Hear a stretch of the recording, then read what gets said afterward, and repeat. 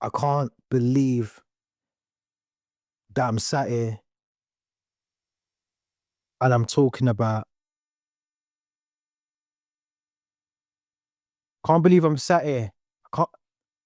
Can't believe I'm sat here after watching Jamaica throw away an opportunity to be in the World Cup finals the first time since 1998. And I'm sat here and I'm thinking, what if? What could have been? What should have been? I'm sat here thinking to myself, how does Steve McClaren have the right to put that team out yesterday or early hours of this morning and expect to get the points? How does that even work? This was a must-win game. This was a must-win game.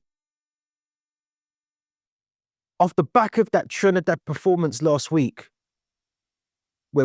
that's where we lost our opportunity to progress into the World Cup finals.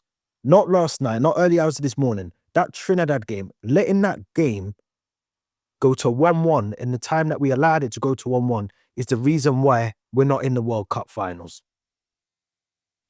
But yesterday's game, yesterday's performance, I'll be honest, it wasn't even that bad. The lineup, questionable. But our wingers killed us. Damari Gray killed us yesterday. Ineffective. Andre Blake kept us in that game. He kept it at 0-0.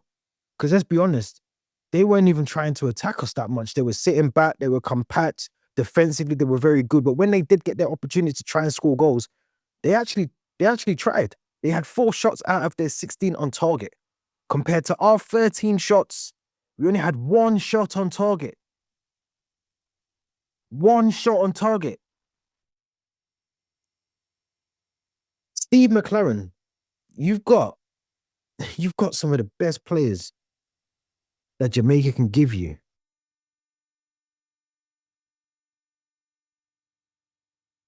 You don't make a sub in that game until 58 minutes into the game. Now, I remember the last time Jamaica were in the World Cup, France 98. I remember. I was 12. I remember it.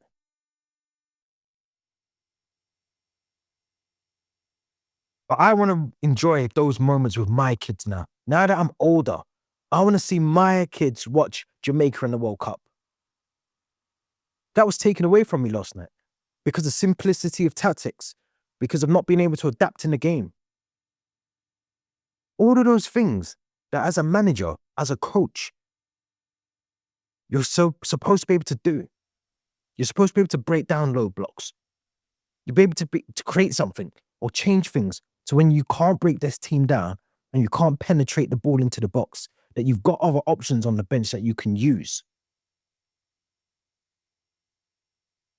As simple as that.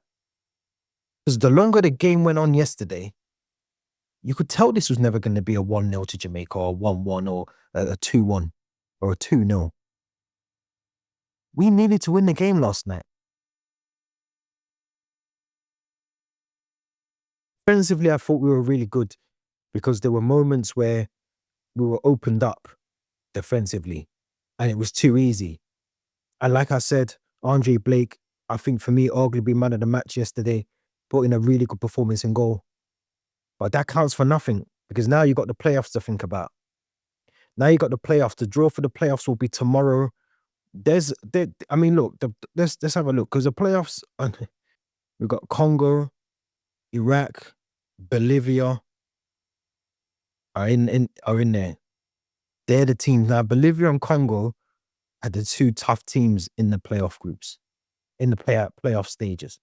If we can avoid them, fair enough. But I'll be honest, the fact that McClaren, after the game,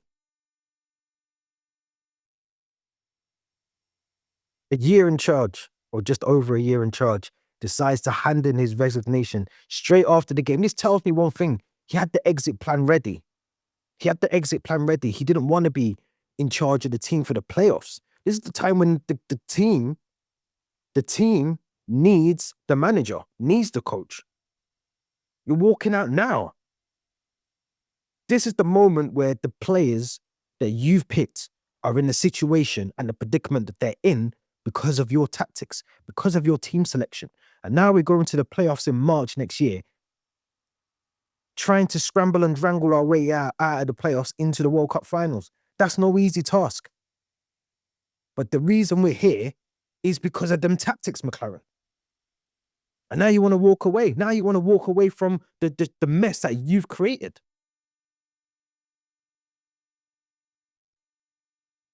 It's mad. It's mental.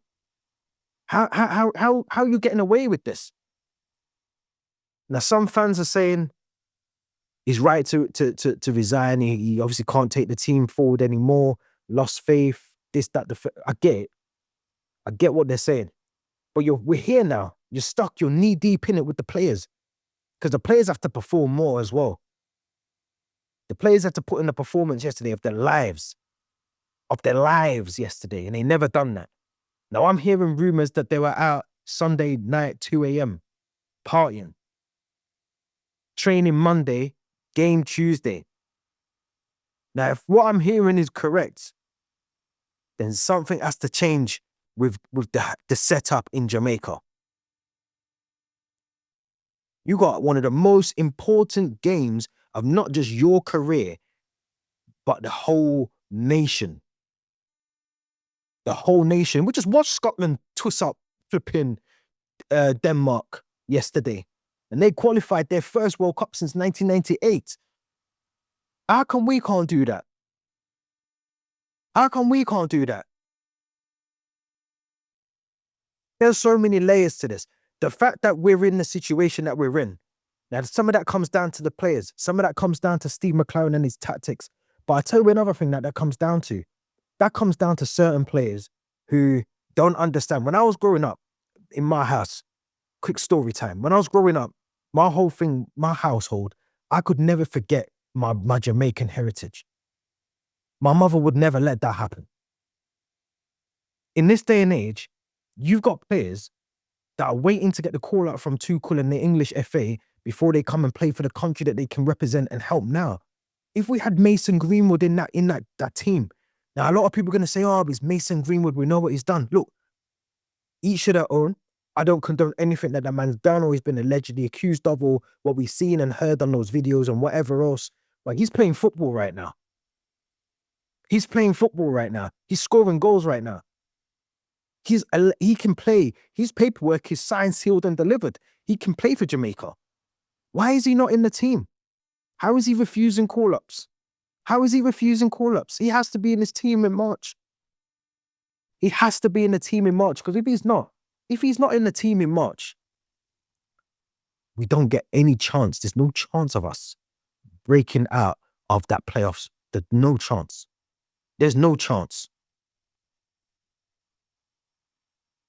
We have to make sure that the players, and I'm not just talking about now, I'm not talking about Mason Greenwoods now and Amari Hutchinson's and all these other players, Damari Grays, and I'm talking about the players that are currently 17, 18, and they're available and can play for Jamaica.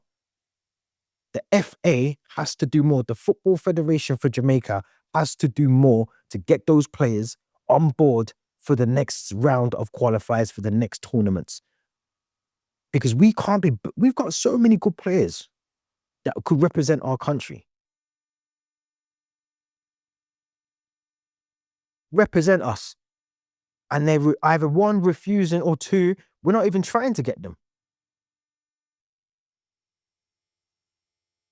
Last night was the moment. I don't think there's going to be an easier opportunity for Jamaica to qualify for a World Cup than the tournament, the group stages we've just had. This is when without Mexico, without America, without Canada in the group stage, in the qualifiers. This was the easiest opportunity. Bermuda was in the group. Do you know what I'm saying? Trinidad. This is one of the easiest. I don't know how McClaren fumbled this one. The Wally with the brolly. I don't know how he's done it, but he's done it. He fumbled completely. Something has to change because the FA has to get on board. They got to do more. Certain players, if you're available and you have the green tick next to your name to go and play for Jamaica, go and play for Jamaica. Don't wait for England because England don't care. England ain't going to call up Mason Greenwood. They're not going to call up all these other players. They've got their favourites. Go and represent the country that your parents were proud to come from. Go and represent them. Go and help them. Some people's parents now, they're probably of an age where they're getting on a little bit. Their grandparents are getting on a little bit now. Wouldn't it be amazing to play for the country that your parents and your grandparents come from and you help them get to a World Cup? That should be on everybody's radar for the next couple of months. Everybody's. Because that playoff ain't going to be easy. That playoff ain't going to be easy. I can't believe it, man. I can't believe it. And to top things off as well, Jonathan Russell came on just past the hour mark and got sent off. So he's now out of the playoff games, if I've got that correct. Straight red.